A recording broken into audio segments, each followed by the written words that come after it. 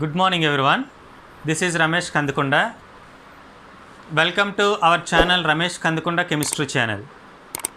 So ఈరోజు మనం మాట్లాడుకునే topic quantum mechanical model, quantum యాంత్రిక నమూనా. ఈరోజు మనం మాట్లాడుకునే టాపిక్ ఏంటి? క్వాంటమ్ మెకానికల్ మోడల్, తెలుగులో క్వాంటమ్ యాంత్రిక నమూనా. సో ఈరోజు మనం మాట్లాడుకునే topic quantum mechanical model. So ఏంటి క్వాంటమ్ మెకానికల్ మోడల్ అంటే, క్వాంటమ్ యాంత్రిక నమూనా అంటే ఏంటి, అసలు ఈ టాపిక్ దేని గురించి వచ్చింది అనేది చూసినట్లయితే, క్వాంటమ్ మెకానికల్ మోడల్ అనే దాన్ని మనకి ఇంట్రడ్యూస్ చేసిన సైంటిస్ట్ ఎర్విన్ స్క్రోడింగర్. ఇది మనకి ఇంట్రడ్యూస్ చేసిన సైంటిస్ట్ ఎవరు?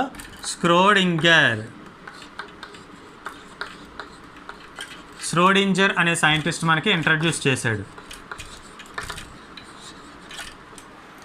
సో ఎర్విన్ ష్రోడింజర్ అనే సైంటిస్ట్ మనకి దీన్ని ఇంట్రడ్యూస్ చేయటం జరిగింది.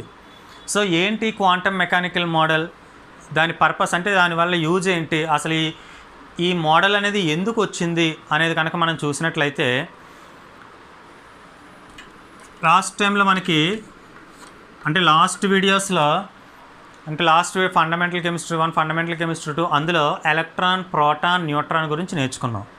సో అందులో ఎలక్ట్రాన్కి నెగిటివ్ ఛార్జ్ ఉంటుంది అనుకున్నాం, అండ్ ప్రోటాన్, న్యూట్రాన్కి neutral charge, zero charge, proton carries positive charge అని నేర్చుకున్నాం. సో అందులో proton plus neutron is called nucleus అని కూడా మాట్లాడుకున్నాం. అంటే ప్రోటాన్ ప్లస్ న్యూట్రాన్ ఈ రెండింటిని న్యూక్లియస్ అనుకుంటాం. న్యూక్లియస్కి ప్లస్ ఛార్జ్ ఉంటుంది, అంటే కేంద్రకానికి ప్లస్ ఛార్జ్ ఉంటుంది. ఇక రిమైనింగ్ ఎవరున్నారు? ఎలక్ట్రాన్ ఉంది, ఎలక్ట్రాన్కి నెగిటివ్ ఛార్జ్ ఉంటుంది. సో ఈ ఎలక్ట్రాన్ అనేది న్యూక్లియస్ చుట్టూ రొటేట్ అవుతుంది. ఎలక్ట్రాన్ అంటే negative charge, proton plus neutron అంటే పాజిటివ్ ఛార్జ్, న్యూక్లియస్. ఈ న్యూక్లియస్ అంటే ఇక్కడ ఉన్నది మనకి న్యూక్లియస్, దీన్నే తెలుగులో కేంద్రకం అంటాం. నెక్స్ట్ ఇక్కడ మైనస్ అని రాసుకున్నది ఎలక్ట్రాన్కి మైనస్ ఛార్జ్ ఉంటుంది. ఈ మైనస్ ఛార్జ్ ఉన్నటువంటి ఎలక్ట్రాన్ న్యూక్లియస్ చుట్టూ రొటేట్ అవుతుంది, కేంద్రకం చుట్టూ తిరుగుతూ ఉంటుంది. అలా కేంద్రకం చుట్టూ తిరుగుతున్నటువంటి ఎలక్ట్రాన్కి కొంత సమయంలో, అంటే మీరు ఏదో ఒక కొంత సమయం అనుకోండి, కొంత టైం ఫిక్స్డ్గా పెట్టుకోండి, ఆ టైంలో ఎలక్ట్రాన్ యొక్క పొజిషన్ కానీ అలానే వెలాసిటీ, ఎలక్ట్రాన్ యొక్క పొజిషన్ కానీ ఎలక్ట్రాన్ యొక్క వెలాసిటీని కానీ మనం ఖచ్చితంగా యాక్యురేట్గా ఫైండ్ అవుట్ చెయ్యలేము అని తెలిసింది. అంటే ఎలక్ట్రాన్ యొక్క స్థానాన్ని కానీ ఎలక్ట్రాన్ యొక్క వేగాన్ని కానీ సర్టెన్ టైంలో మనం కరెక్ట్గా క్యాలిక్యులేట్ చేయలేము. అంటే ఎలక్ట్రాన్ అనేది న్యూక్లియస్ చుట్టూ రొటేట్ అవుతుంది. అలా రొటేట్ అవుతున్నప్పుడు కొంత టైంలో ఎలక్ట్రాన్ ఎక్కడ ఉంది అనేది మనం కరెక్ట్గా యాక్యురేట్గా దాని యొక్క పొజిషన్ కానీ వెలాసిటీని కానీ ఫైండ్ అవుట్ చెయ్యలేము అని తెలిసింది. సో అలా ఫైండ్ అవుట్ చెయ్యలేనప్పుడు ఈ ఎలక్ట్రాన్ ఒక యాటమ్ తీసుకుంటే ఆ యాటంలో ఎక్కడ రొటేట్ అవుతుంది, ఎక్కడ ఉంది అని ఎలా తెలుస్తుంది అనే క్వశ్చన్ మార్క్ వచ్చింది. అప్పుడు ఆ టైంలో మనకి ఎర్విన్ స్క్రోడింగర్ అనే సైంటిస్ట్ చెప్పిన మోడలే క్వాంటమ్ మెకానికల్ మోడల్. సో ఏం చెప్తుంది ఈ మోడల్ అంటే, ఎలక్ట్రాన్ని సర్టెన్ టైంలో దాని యొక్క పొజిషన్ని కానీ వెలాసిటీని కానీ యాక్యురేట్గా పర్ఫెక్ట్గా మనం ఫైండ్ అవుట్ చేయలేము. కానీ ఈ ఎలక్ట్రాన్ న్యూక్లియస్ చుట్టూ కొంత ప్రదేశంలో ఎక్కువగా తిరుగుతుంది. ఆ ప్రదేశంలో ఎక్కడైతే ఎక్కువగా తిరుగుతుందో దాన్ని మనం ఫైండ్ అవుట్ చేయగలము అని చెప్పాడు. అంటే electron revolved around the nucleus in some space. ఆ స్పేస్ అంటే ఎలక్ట్రాన్ అనేది న్యూక్లియస్ చుట్టూ కొంత స్పేస్లో రొటేట్ అవుతుంది. అలా రొటేట్ అవుతున్నటువంటి ప్లేస్ని మనం ఫైండ్ అవుట్ చెయ్యగలము అని చెప్పాడు. అంటే దాని పొజిషన్ని కానీ వెలాసిటీని కానీ పర్ఫెక్ట్గా క్యాలిక్యులేట్ చేయలేం, కానీ అది ఏ ప్లేస్లో అయితే ఎక్కువగా రొటేట్ అవుతుంది, దాని యొక్క ప్రాబబిలిటీ ఎక్కడ ఎక్కువగా ఉంది, ప్రాబబిలిటీ మీన్స్ దాని యొక్క ప్రభావం ఏ ప్లేస్లో ఎంత స్పేస్లో ఎక్కువగా ఉంది అనేది క్యాలిక్యులేట్ చేయగలము అని చెప్పి మనకు ఒక డెఫినేషన్ అనేది ఫైండ్ అవుట్ చేయటం జరిగింది. సో ఆ డెఫినేషన్ ఏంటి అనేది ఇప్పుడు మనం చూద్దాం. So the probability of finding the electron is maximum. So అంటే ద ప్రాబబిలిటీ, దాని ప్రాబబిలిటీ అంటే దాని యొక్క ప్రభావం, ఆ ప్రభావం ఎక్కడైతే ఎక్కువగా ఉందో, ఏ స్పేస్లో అయితే, the probability of finding electron is maximum. అంటే మనం ఎగ్జాంపుల్కి ఏదైనా ఒక యాటమ్ తీసుకోండి. ఎగ్జాంపుల్ ఒక హీలియం యాటమ్ తీసుకున్నాం. హీలియం నెంబర్ 2 1s2 అంటే ఇక్కడ మనకి 1 షెల్ ఉంది. ఈ 1 షెల్లోని 2 ఎలక్ట్రాన్స్ అనేవి రొటేట్ అవుతున్నాయి. హీలియం అనేది 2 ఎలక్ట్రాన్స్ ఉన్నాయి, ఫస్ట్ ఎలక్ట్రాన్, సెకండ్ ఎలక్ట్రాన్. ఈ 2 ఎలక్ట్రాన్స్ కూడా న్యూక్లియస్ చుట్టూ రొటేట్ అవుతున్నాయి. అలా రొటేట్ అవుతున్నప్పుడు ఒక 5 మినిట్స్ తర్వాత ఈ ఎలక్ట్రాన్ యొక్క పొజిషన్ ఎక్కడుంది, అది ఎంత వేగంతో తిరుగుతుంది న్యూక్లియస్ చుట్టూ అంటే మనం చెప్పలేం. కానీ ఈ 2 ఎలక్ట్రాన్స్ అనేవి న్యూక్లియస్ చుట్టూ ఎంత స్పేస్లో, అంటే ఎంత ప్లేస్ని ఆక్యుపై చేసి ఎక్కడైతే దాని యొక్క ప్రభావం ఎక్కడుంది, అది ఎక్కడ ఎక్కువ స్పేస్లో తిరుగుతుంది అనేది మనం చెప్పగలం. దాన్నే మనకి ఎర్విన్ స్క్రోడింగర్ అనే సైంటిస్ట్ చెప్పడం జరిగింది.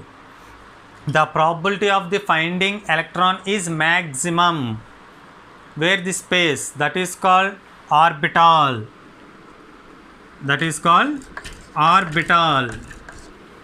అంటే the probability of finding electron is maximum అంటే ఎలక్ట్రాన్ కనుగొనేటటువంటి గరిష్ట సంభావ్యత. తెలుగులో ఎలక్ట్రాన్ కనుగొనే గరిష్ట సంభావ్యత, దాన్ని ఆర్బిటాల్ అంటాం. ఆ గరిష్ట సంభావ్యత అనేది ఎక్కడ ఉంది అంటే ఎగ్జాంపుల్కి ఇది న్యూక్లియస్ అనుకుంటే, ఈ న్యూక్లియస్ చుట్టూ ఇక్కడ మనకి ఈ ప్లేస్లో ఎక్కువ రొటేట్ అవుతుంది అనుకోండి. ఈ ప్లేస్లో ఎక్కువ రొటేట్ అవుతుంది ఎలక్ట్రాన్. సో ఇక్కడ మనకి ప్రాబబిలిటీ, ఎలక్ట్రాన్ యొక్క ప్రాబబిలిటీ అనేది ఎక్కువగా ఉంటుంది, ఆ ప్లేస్లో ఎక్కువ ఉంటుంది అని చెప్పొచ్చు. కానీ సర్టెన్ పాయింట్లో ఆ పొజిషన్ ఎంత ఉంది, వెలాసిటీ ఎంత ఉందని మనం చెప్పలేమని చెప్తున్నారు. అది ఎర్విన్ స్క్రోడింగర్ మనకి చెప్పింది. ఇందులోనే మనకి సై అండ్ సై స్క్వేర్ అనేటటువంటి వేవ్ ఫంక్షన్ అని ఒక కాన్స్టెంట్స్ అని వచ్చాయి స్క్రోడింగర్ ఈక్వేషన్లోనే. దాని గురించి తర్వాత మాట్లాడదాం. ఇందులో ఇప్పుడైతే ఈ క్వాంటమ్ మెకానికల్ మోడల్లో the probability of finding electron is maximum, electron కనుగొనే గరిష్ట సంభావ్యతనే ఆర్బిటల్ అంటారు. అంటే దాని యొక్క పొజిషన్ కానీ వెలాసిటీ కానీ మనం ఖచ్చితంగా కనుక్కోలేము, కానీ ఆ తిరిగేటటువంటి ప్రదేశాన్ని మనం క్యాలిక్యులేట్ చేయొచ్చు అని చెప్పిన సైంటిస్ట్ ఎర్విన్ స్క్రోడింగర్. దీంతోపాటు ఈ క్వాంటమ్ మెకానికల్ మోడల్లో కొన్ని కాన్స్టెంట్స్ అనేవి మనకి ప్రపోజ్ చేయడం జరిగింది. ఆ కాన్స్టెంట్స్నే క్వాంటమ్ నెంబర్స్ అంటాం. సో ఆ క్వాంటమ్ నెంబర్స్ ఏంటి అనేది మనం చూద్దాం. So quantum mechanical model proposed by Erwin Schrodinger ఏం చెప్పాడు, ఎలక్ట్రాన్ కనుగొనే గరిష్ట సంభావ్యత అనేది చెప్పాడు. అంటే ఎలక్ట్రాన్ యొక్క స్థానాన్ని కానీ వేగాన్ని కానీ నిర్దిష్ట సమయంలో ఖచ్చితంగా కనుక్కొనలేము, కానీ ఎలక్ట్రాన్ తిరిగేటటువంటి ప్రదేశాన్ని, గరిష్ట సంభావ్యత ప్రదేశాన్ని క్యాలిక్యులేట్ చేయొచ్చు, కనుగొనవచ్చు అని చెప్పిన శాస్త్రవేత్త ఎర్విన్ స్క్రోడింగర్. ఈ క్వాంటమ్ మెకానికల్ మోడల్లోనే కొన్ని కాన్స్టెంట్స్ అనేవి, అంటే కొన్ని స్థిరాంకాలు అనేవి వచ్చాయి. వాటిని క్వాంటమ్ నెంబర్స్, క్వాంటమ్ సంఖ్యలు అంటారు. ఈ క్వాంటమ్ సంఖ్యల వల్ల మనకు ఉపయోగం ఏంటి అంటే, ఆ ఎలక్ట్రాన్ యొక్క ప్రాపర్టీస్, అంటే ఎలక్ట్రాన్ యొక్క ధర్మాన్ని, అంటే ఆ కేంద్రకం చుట్టూ తిరిగేటటువంటి ఎలక్ట్రాన్ యొక్క మరియు ఆ పరమాణువు యొక్క స్వభావాన్ని, అవి ఏ విధంగా తిరుగుతున్నాయి, వాటి షేప్ ఎలా ఉంది, అంటే వాటి ఆకృతి ఎలా ఉంది, వాటి సైజ్ ఎలా ఉంది, అవి ఏ విధంగా విన్యాసాన్ని, ప్రాదేశిక విన్యాసాన్ని చూపిస్తున్నాయి, అటువంటి వాటిని మనం క్లియర్గా చెప్తుంది. అంటే ఒక ఎలక్ట్రాను ఒక పరమాణువుల్లో ఏ విధంగా తిరుగుతుంది, ఏ విధంగా ఉంది, వాటి యొక్క డీటెయిల్స్ అన్నీ కూడా మనకి ఈ క్వాంటమ్ సంఖ్యల్లో వస్తాయి. సో ఆ క్వాంటమ్ సంఖ్యలు మనకి 4 రకాలుగా ఉంటాయి. ఏంటి అంటే ఫస్ట్ది principal quantum number. Principal quantum number, దీన్నే ప్రధాన క్వాంటమ్ సంఖ్య అంటారు. ప్రధాన క్వాంటమ్ సంఖ్య. రెండవది azimuthal quantum number. Azimuthal quantum number. Second one azimuthal quantum number, తెలుగులో కూడా ఇది అజిముతల్ క్వాంటమ్ నెంబర్. ఇక third one magnetic quantum number. Magnetic quantum number, దీన్ని తెలుగులో అయస్కాంత క్వాంటమ్ సంఖ్య అంటాం. అయస్కాంత క్వాంటం సంఖ్య. ఇంకా last one spin quantum number. Spin quantum number తెలుగులో కూడా ఇది spin quantum number. So quantum mechanical మోడల్ని చెప్పినటువంటి ఎర్విన్ ష్రోడింగర్ ఆ ఈక్వేషన్ ద్వారా మనకి కొన్ని కాన్స్టెంట్స్ అనేవి చెప్పడం జరిగింది. వాటి వలన ఆ పరమాణువు ఎలక్ట్రాన్ యొక్క టోటల్ డీటెయిల్స్ అనేవి అంటే వాటి గురించి క్లియర్గా మనకి అర్థం అవటం కోసం ఈ కాన్స్టెంట్లు అనేవి చెప్పడం జరిగింది. అవి ఏంటి అంటే మొదటిది ప్రధాన క్వాంటం సంఖ్య అంటే ప్రిన్సిపల్ క్వాంటం నెంబర్, రెండవది azimuthal quantum number azimuthal quantum సంఖ్య, మూడవది అయస్కాంత క్వాంటం సంఖ్య magnetic quantum number, and last spin quantum number spin quantum సంఖ్య అనేవి 4. ఇందులో మనం ఒక్కొక్క దాని గురించి ఎక్స్ప్లెయిన్ చేసుకుందాం ఇప్పుడు. అందులో ఫస్ట్ది ప్రధాన క్వాంటం సంఖ్య. సో మొదటిది ప్రధాన క్వాంటం సంఖ్య ప్రిన్సిపల్ క్వాంటం నెంబర్. సో ప్రధాన క్వాంటం సంఖ్య it is proposed by Niels Bohr. It is proposed by Niels Bohr అంటే ప్రధాన క్వాంటం సంఖ్యను మనకి ఎవరు ప్రతిపాదించారు అంటే నిల్స్ బోర్ అనే శాస్త్రవేత్త ప్రతిపాదించడం జరిగింది. అంటే నిల్స్ బోర్ అనే శాస్త్రవేత్త ప్రధాన క్వాంటం సంఖ్య గురించి మనకి చెప్పాడు. అండ్ నెక్స్ట్ ప్రధాన క్వాంటం సంఖ్య ఎందుకు ఉపయోగపడుతుంది అంటే ఈ ప్రధాన క్వాంటం సంఖ్య అనేది మనం ఒక పరమాణువుని తీసుకుంటే ఆ పరమాణువు యొక్క సైజుని ఆ పరమాణువు యొక్క శక్తిని క్యాలిక్యులేట్ చేయడానికి యూజ్ అవుతుంది. అంటే ఒక యాటమ్ యొక్క సైజ్ని ఆ యాటమ్ యొక్క ఎనర్జీని క్యాలిక్యులేట్ చేయడానికి యూజ్ అవుతుంది. So principal quantum number it is proposed by Niels Bohr. ప్రధాన క్వాంటం సంఖ్యను నిల్స్ బోర్ అనే శాస్త్రవేత్త ప్రతిపాదించాడు. It is used or it is calculated by size and energy. ఒక పరమాణువు యొక్క సైజ్ని అంటే దాని యొక్క పరిమాణం పెద్దదుందా చిన్నదుందా అనేది తెలుసుకోవటానికి, దాని యొక్క ఎనర్జీ దాని యొక్క శక్తిని ఎక్కువ శక్తి ఉందా తక్కువ శక్తి ఉందా అనేది తెలుసుకోవటానికి ప్రిన్సిపల్ క్వాంటం నెంబర్ ప్రధాన క్వాంటం సంఖ్య అనేది ఉపయోగపడుతుంది. And next one it is represented by n. Principal quantum number is represented by n. దీన్ని దేంతో సూచిస్తారు? ఎన్తో సూచిస్తారు. And next values started from 1 2 3 4 5 so on. Principal quantum numbers is started from 1 2 3 4 5 so on in alphabeticals K L M N O so on. అంటే principal quantum number ప్రధాన quantum సంఖ్య విలువలు ఎలా ఉంటాయి? 1 2 3 4 5 6 so on అలా ఉంటాయి. అదే ఆల్ఫాబెటిక్లో అయితే KLMNOPQR అలా ఉంటాయి. అంటే మనకి ఇక్కడ K వాల్యూ ఎంత అవుతుంది? K is equal to 1, L is equal to 2, M equal to 3 ఆ విధంగా ఉంటాయి. ఆల్ఫాబెటిక్స్లో తీసుకుంటే KLMN, న్యూమరికల్గా తీసుకుంటే 1 2 3 4 ఆ విధంగా ఉంటాయి. So principal quantum number proposed by Niels Bohr and it is denoted by small n. Value started from 1 2 3 4 or KLMN. It is used for calculation of size and energy of an atom. అంటే ఒక సైజ్ని కానీ ఎనర్జీని శక్తిని కానీ calculate చేయడానికి use అవుతుంది. Total values is represented by n. మొత్తం విలువలు దేంతో చూపిస్తాం? స్మాల్ ఎన్తో చూపించడం జరుగుతుంది. And next last one number of electrons means maximum electrons in one shell. అంటే ఎలక్ట్రాన్ల సంఖ్యను క్యాలిక్యులేట్ చేయడానికి 2n² అనే ఫార్ములాని యూజ్ చేయవచ్చు. ఎలక్ట్రాన్ల సంఖ్య అంటే ఒక కక్షలో ఉన్నటువంటి ఎలక్ట్రాన్ల సంఖ్యను క్యాలిక్యులేట్ చేయడానికి 2n². Number of electrons present in one shell by using of 2n². ఇది దేనికి? Number of electrons find out చేయడానికి. అదే మనకి number of orbitals find out చేయడానికి n². నెంబర్ ఆఫ్ ఆర్బిటాల్స్ని ఫైండ్ అవుట్ చేయడానికి n². నెంబర్ ఆఫ్ ఎలక్ట్రాన్స్ని ఫైండ్ అవుట్ చేయడానికి 2n². ఇక్కడ మనకి n అంటే ఎవరు? Principal quantum number. ఏంటి వాల్యూస్? 1 2 3 4 so on. లేదా ఆల్ఫాబెటిక్స్ అయితే KLMNO ఆ విధంగా ఉంటాయి.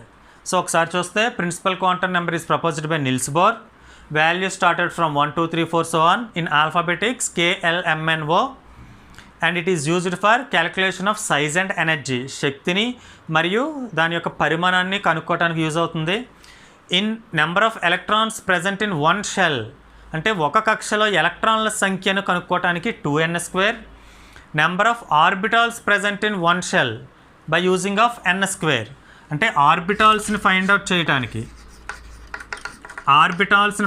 చేయడానికి n² అనే సూత్రాన్ని, ఎలక్ట్రాన్ల సంఖ్యను కనుక్కోవడానికి 2n² అనే సూత్రాన్ని మనం ఉపయోగించవచ్చు. ఇది ప్రధాన క్వాంటం సంఖ్య.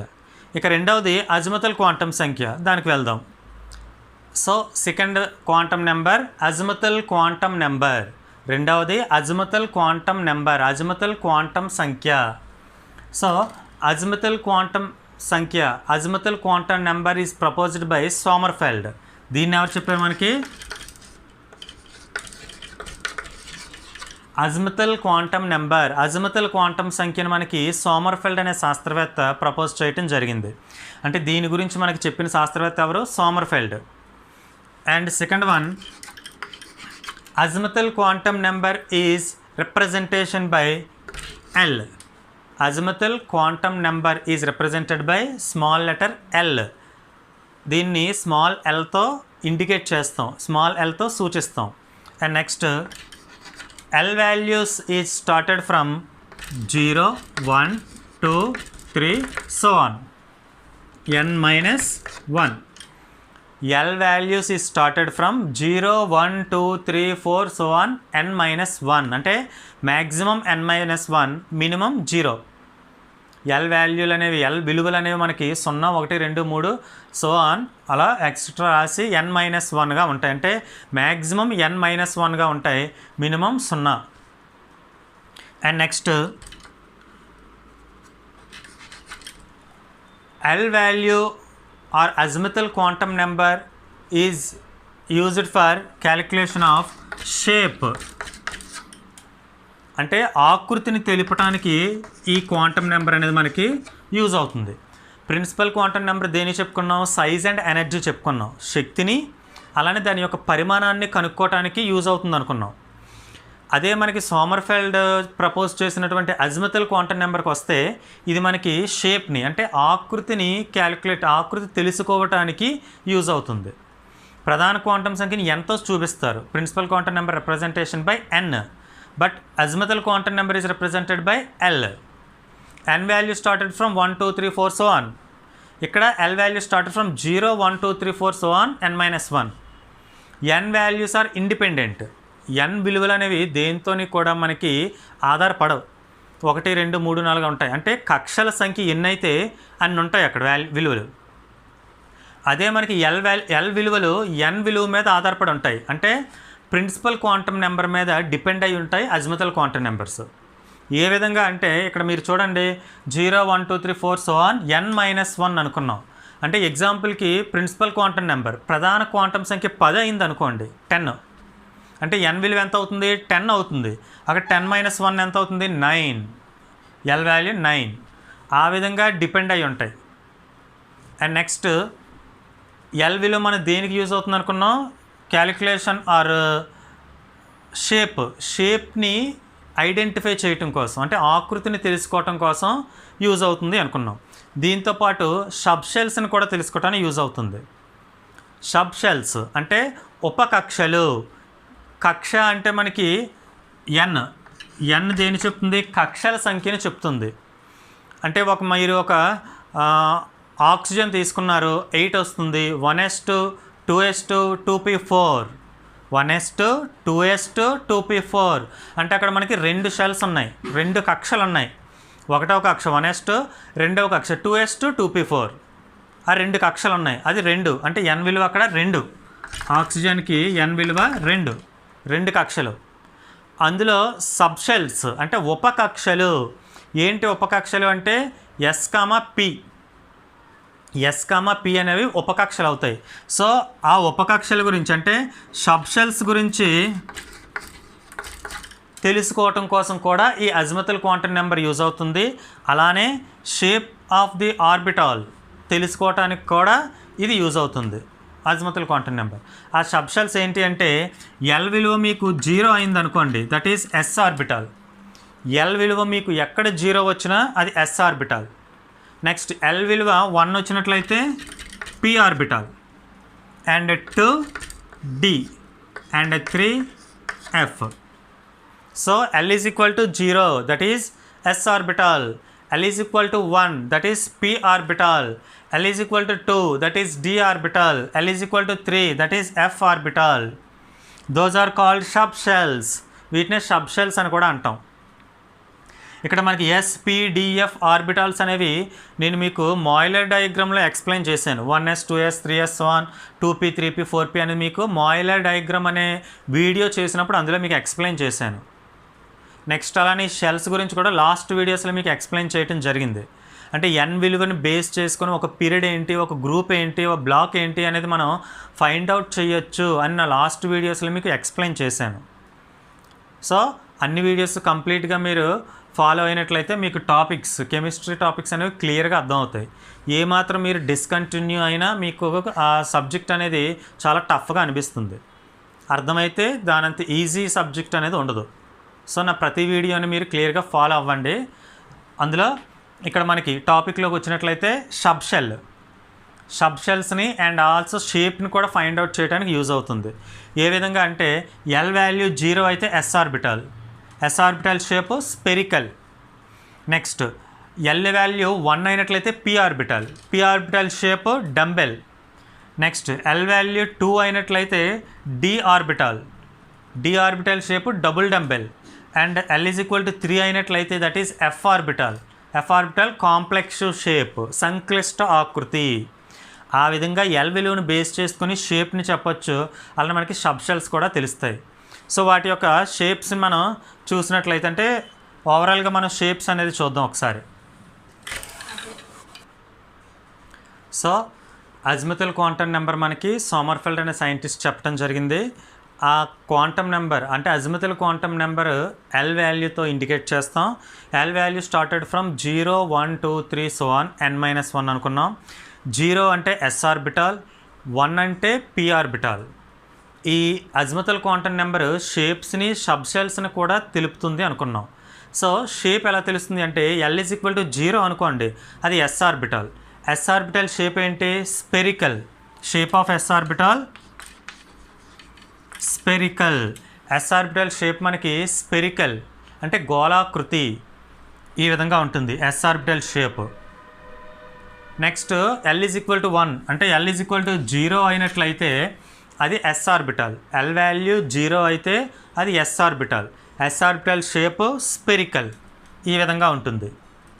నెక్స్ట్ ఎల్ వాల్యూ 1 అయినట్లయితే, ఎల్ ఈజ్ ఈక్వల్ టు 1 అయితే అది పి ఆర్బిటాల్. పి ఆర్బిటాల్లో మనకి సబ్ షెల్స్ 3 ఉంటాయి, పిఎక్స్, పివై, పిజెడ్. పి ఆర్బిటాల్లో సబ్ షెల్స్ ఎన్ని ఉంటాయి? 3 ఉంటాయి, that is px, PY, p z. P orbital shape ఏంటి? Dumbbell. P orbital shape dumbbell ఆకృతి.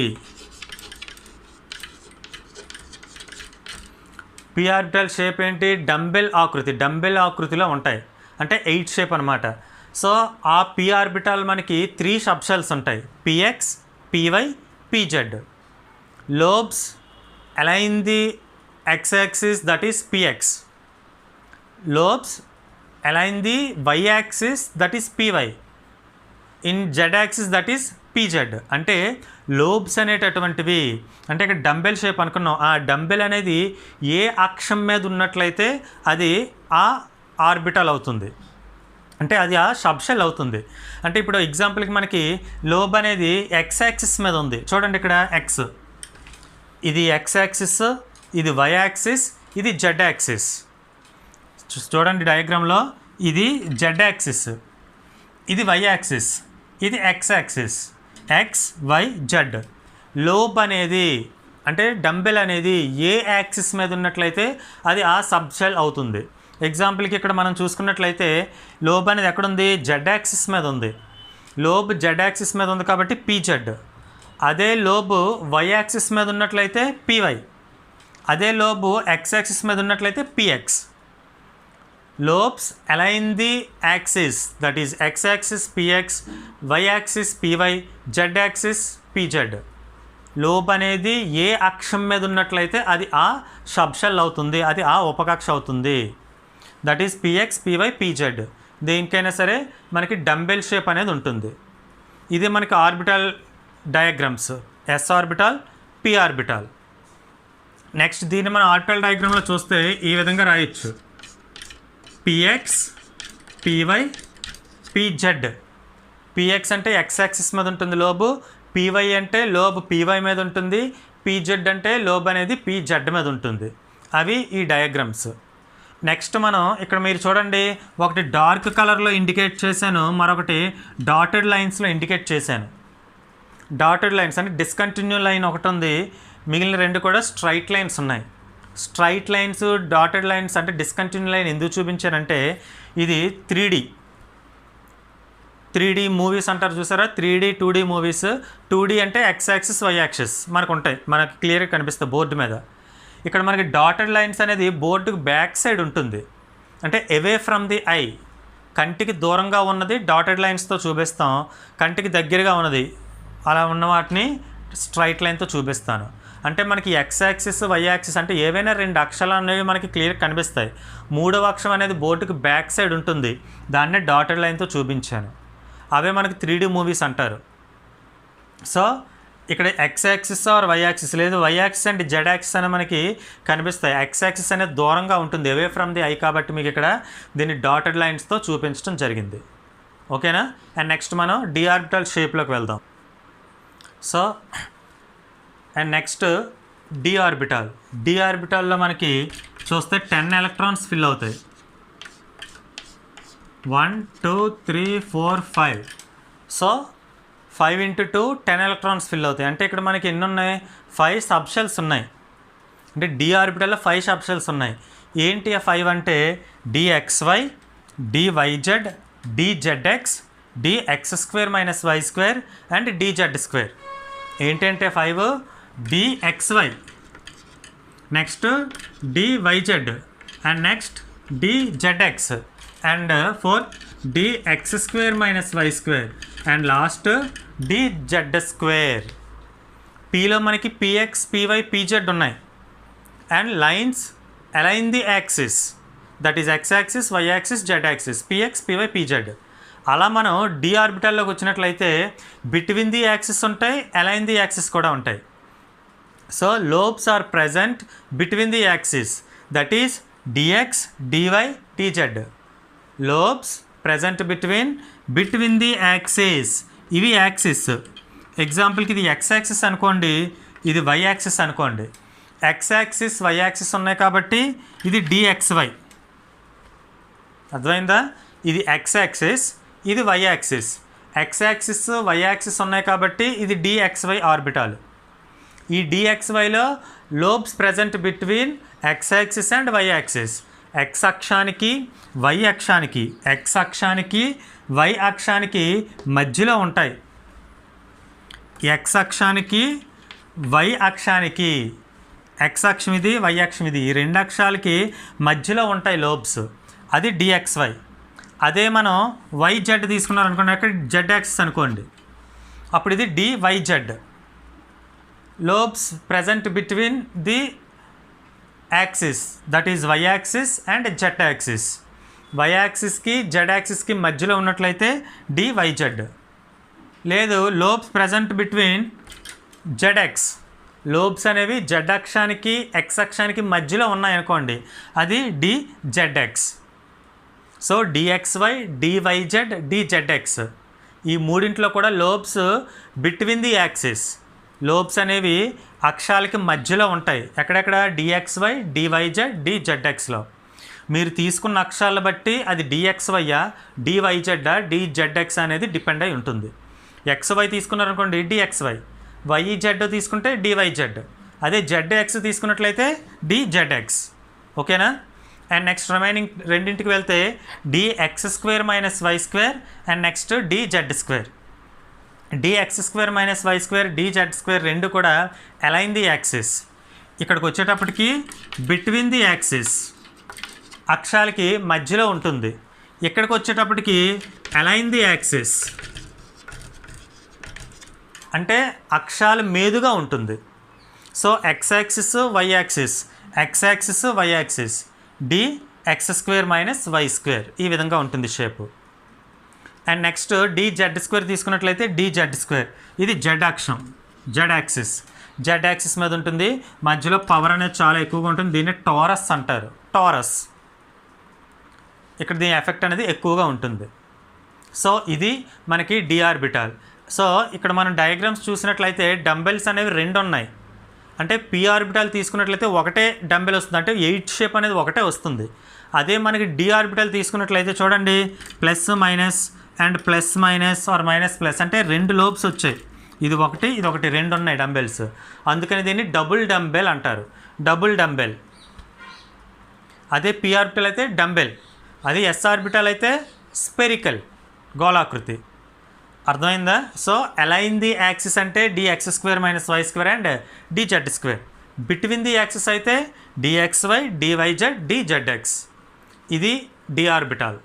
ఇక లాస్ట్ ఎఫ్ ఆర్బిటాల్కి వచ్చినట్లయితే f orbitals are complex shape. F orbital shape ఏంటి? కాంప్లెక్స్ అంటే సంక్లిష్ట ఆకృతి, చాలా సంక్లిష్టంగా ఉంటాయి. 4 ఫోల్డ్ డబుల్ డంబెల్ అని కూడా అనొచ్చు.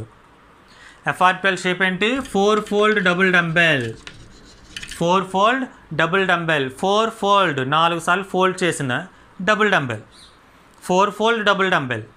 దాన్నే కాంప్లెక్స్ షేప్, సంక్లిష్ట ఆకృతి అని అంటాం. ఓకేనా? ఇంకొకసారి చూద్దాం. Azimuthal quantum number proposed by Sommerfeld. It is represented by l. It is used for calculation of or identification of shape of the orbitals by using of L values. If L is equal to 0, that is S orbital. L is equal to 1, that is P orbital. L equal to 2, D orbital, and L equal to 3, F orbital. S orbital shape spherical, P orbital shape dumbbell, and D orbital shape double dumbbell. And last F orbital shape 4-fold double dumbbell or complex shape. అది అజిముథల్ quantum number. ఈ అజిముథల్ quantum నెంబర్కి ఇంకొక పేరు ఉంది, అది subsidiary quantum number. ఏంటి? Subsidiary quantum number. Subsidiary quantum number అన్నా అజిముథల్ quantum number అన్నా ఒకటే. ఇక అండ్ థర్డ్ వన్కి మనం అయస్కాంత క్వాంటమ్ సంఖ్య, మ్యాగ్నెటిక్ క్వాంటమ్ నెంబర్కి వెళ్దాం. So third one magnetic quantum number, అయస్కాంత క్వాంటమ్ సంఖ్య. మూడోది ఏంటి? మ్యాగ్నెటిక్ క్వాంటమ్ నెంబర్, అయస్కాంత క్వాంటమ్ సంఖ్య. So magnetic quantum number is proposed by Lande. Magnetic quantum number proposed by Lande. దీన్ని ఎవరు కనుక్కున్నారో, ఎవరు ప్రపోజ్ చేశారో? లాండే అనే శాస్త్రవేత్త ప్రపోజ్ చేయటం జరిగింది. Magnetic quantum number is represented by m. Magnetic quantum number is represented by m. అయస్కాంత క్వాంటమ్ సంఖ్యను దేంతో చూపిస్తాం? ఎం, స్మాల్ లెటర్ ఎంతో ఇండికేట్ చేస్తాం. M values started from -L to +L. M values -L నుంచి +L వరకు ఉంటాయి. ఎల్ అంటే ఎవరు? అజిముథల్ క్వాంటమ్ నెంబర్. ఎల్ అంటే అజిముథల్ క్వాంటమ్ నెంబర్. అంటే స్టార్టింగ్ చెప్పుకుని ఎన్ అనేది ఇండిపెండెంట్, దేని మీద డిపెండ్ అవ్వదు. 1 2 3 4 7 అలా ఉంటాయి నెంబర్స్. అదే ఎల్ విలువకి వచ్చేటప్పటికి l azimuthal quantum number principal quantum number మీద డిపెండ్ అవుతుంది. అంటే 0 1 2 3 7 n-1. అదే మనకి మ్యాగ్నెటిక్ క్వాంటమ్ నెంబర్, అయస్కాంత క్వాంటమ్ సంఖ్యకి వచ్చేటప్పటికి అజిముథల్ క్వాంటమ్ నెంబర్ మీద డిపెండ్ అవుతుంది. ఎలా అంటే m values started from -L to +L. అంటే -L నుంచి +L వరకు ఉంటాయి, ఇంక్లూడింగ్ 0. అంటే 0తో కలిపే -L నుంచి +L వరకు ఉంటాయి. సో దీన్నే మనం 2l+1 అని కూడా చెప్తాం. M values 2l+1 or -L to +L. అంటే అజిముథల్ క్వాంటమ్ నెంబర్ వాల్యూ ఎంత ఉంటే అది మైనస్ నుంచి ప్లస్ వరకు స్టార్ట్ అవుతుంది. అంటే ఎగ్జాంపుల్కి ఎల్ వాల్యూ 1 అనుకోండి, L is equal to 1. So M is equal to ఎంత అవుతుంది? -1, 0, +1. అదే ఎల్ వాల్యూ 3 అనుకోండి, ఎల్ వాల్యూ 3 అయితే ఎం వాల్యూ ఏమవుతుంది? -3, -2, -1, 0, +1, +2, +3. ఓకేనా? సో ఇదే ఎల్ వాల్యూని 2l+1లో సబ్స్టిట్యూట్ చేయండి. అంటే ఎల్ ప్లేస్లో ఎంత వేద్దాం? 1 వేద్దాం. 2 × 1 + 1.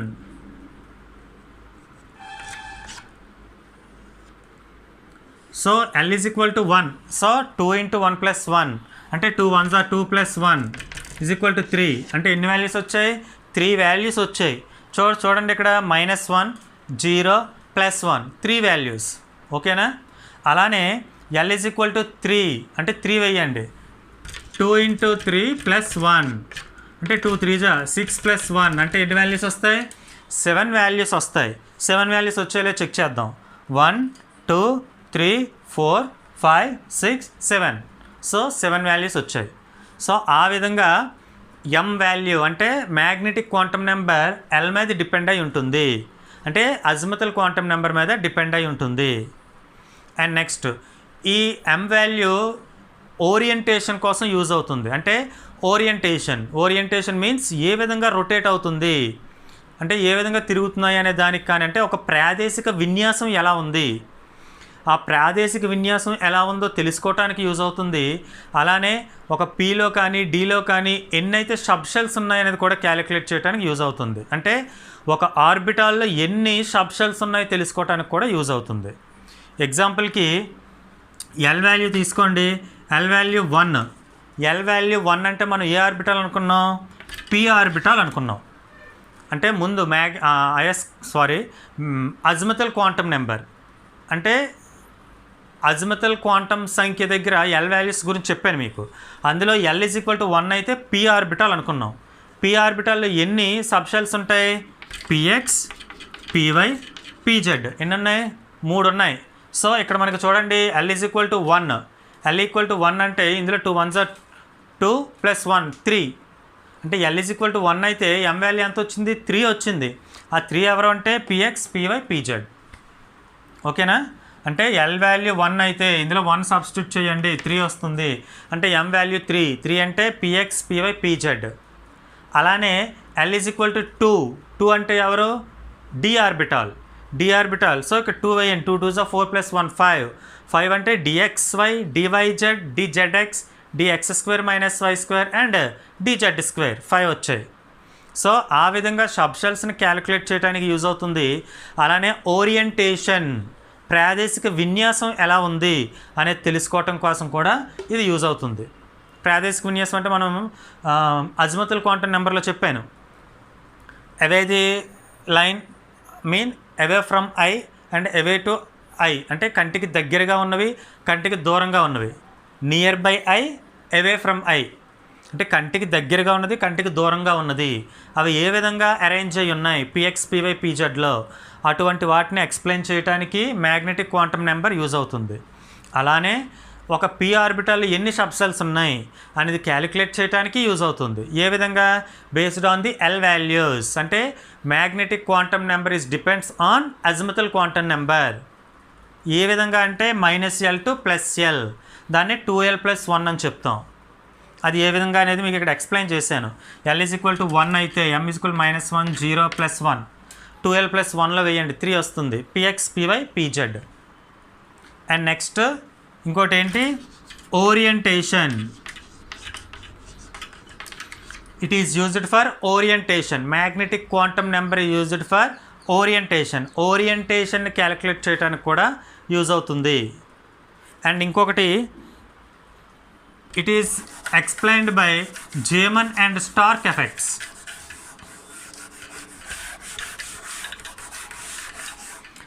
So M values used for orientation. దీన్నే తెలుగులో ప్రాదేశిక విన్యాసం అంటాం. ప్రాదేశిక విన్యాసం అంటే ఓరియంటేషన్ ఎక్స్ప్లెయిన్ చేయడానికి యూజ్ అవుతుంది. And next it is explained Zeeman effect and also Stark effect. Zeeman ఫలితాన్ని, స్టార్క్ ఫలితాన్ని కూడా అయస్కాంత క్వాంటమ్ సంఖ్య మ్యాగ్నెటిక్ క్వాంటమ్ నెంబర్ అనేది ఎక్స్ప్లెయిన్ చేస్తుంది. ఏంటయ్యా ఈ జేమన్ ఎఫెక్ట్, స్టార్క్ ఎఫెక్ట్ అంటే Zeeman effect means the spectral lines splits into several lines. The spectral lines splits into several lines in the presence of magnetic field. That is Zeeman effect. Spectral lines splits into several lines in the presence of magnetic field. అంటే spectral line అనేది, spectral lines means వర్ణపట రేఖలు. ఈ వర్ణపట రేఖలు చిన్న చిన్న ఉపరేఖలుగా విడిపోతాయి ఎప్పుడు అయస్కాంత క్షేత్రంలో ఉంచినప్పుడు. అంటే ఒక అయస్కాంత క్షేత్రంలో ఉంచినప్పుడు ఆ వర్ణపట రేఖలు అనేవి ఇంకా చిన్న చిన్న రేఖలుగా విడిపోయినట్లయితే దాన్ని జీమన్ ఫలితం అంటాం. అలా కాకుండా ఒక పరమాణువుని విద్యుత్ క్షేత్రంలో ఉంచారు, ఎలక్ట్రికల్ ఫీల్డ్ విద్యుత్ క్షేత్రంలో ఉంచినప్పుడు వర్ణపట రేఖలు ఇంకా చిన్న చిన్న ఉపరేఖలుగా విడిపోతున్నాయి అనుకోండి, దాన్ని స్టార్క్ ఫలితం అంటాం. The spectral lines splits in the presence of magnetic field, that is called Zeeman effect. The spectral lines splits in the presence of electrical field, that is called Stark effect. అంటే spectral lines అనేవి అయస్కాంత క్షేత్రంలో, వర్ణపట రేఖలు అనేవి అయస్కాంత క్షేత్రంలో విడిపోయినట్లయితే Zeeman ఫలితం అంటాం. అవే వర్ణపట రేఖలు విద్యుత్ క్షేత్రంలో అంటే కరెంటు పెట్టినప్పుడు విడిపోయినట్లయితే దాన్ని స్టార్క్ ఫలితం అంటాం. వీటి గురించి కూడా మ్యాగ్నెటిక్ క్వాంటమ్ నెంబర్ అనేది మనకి చెప్తుంది. సో మనకి స్పెక్ట్రల్ లైన్స్ వర్ణపట రేఖలు అంటే ఈజీగా మీకు చెప్పుకోవడానికి ఇలా సమ్ పీక్స్ వస్తాయి చూసారా, వీటినే స్పెక్ట్రల్ లైన్స్ అనొచ్చు. మనం జనరల్గా అయితే ఒక యాటమ్ని తీసుకున్నట్లయితే ఈ యాటమ్ అనేది అంటే ఈ యాటంలో ఉన్నటువంటి లైన్ ఇంకా కొన్ని లైన్స్ కింద ఇలా స్ప్లిట్ అవుతుంది. ఒక కక్ష అనేది ఇంకా ఉపకక్షల కింద విడిపోతూ ఉంటుంది. అలా ఉపకక్షలుగా విడిపోవటాన్ని ఇక్కడ మనం స్పెక్ట్రల్ లైన్స్ అని చెప్పొచ్చు. So the spectral line splits in the presence of magnetic field, the spectral line splits in the presence of electrical field. వర్ణపట రేఖలు ఉపరేఖలుగా విడిపోతున్నాయి విద్యుత్ క్షేత్రంలో కానీ అయస్కాంత క్షేత్రంలో కానీ, వాటిని జీమన్ మరియు స్టార్క్ ఫలితాలు అంటారు. ఓకేనా. అండ్ నెక్స్ట్ మనం స్పిన్ క్వాంటమ్ నెంబర్కి వెళ్దాం. ఇక లాస్ట్ క్వాంటమ్ నెంబర్ మనకి spin quantum number, spin quantum సంఖ్య. It is proposed by Uhlenbeck and Goud Smith.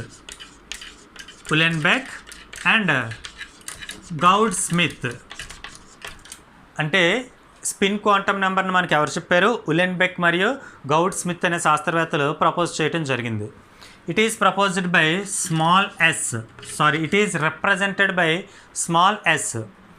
Spin quantum number is proposed by Uhlenbeck and Gaudsmit. Uhlenbeck, Goudsmit అనే శాస్త్రవేత్తలు మనకి వీటిని ప్రతిపాదించారు. It is represented by small s. దీన్ని small ఎస్తో indicate చేస్తాం, అంటే ఎస్తో ఇండికేట్ చేస్తాం. S values +1/2 and -1/2. అంటే స్పిన్ క్వాంటమ్ వాల్యూస్ ఎలా ఉంటాయి? +1/2 ఉంటాయి, మరియు -1/2 ఉంటాయి. అంటే +1/2 అంటే క్లాక్ వైజ్ సవ్య దిశ,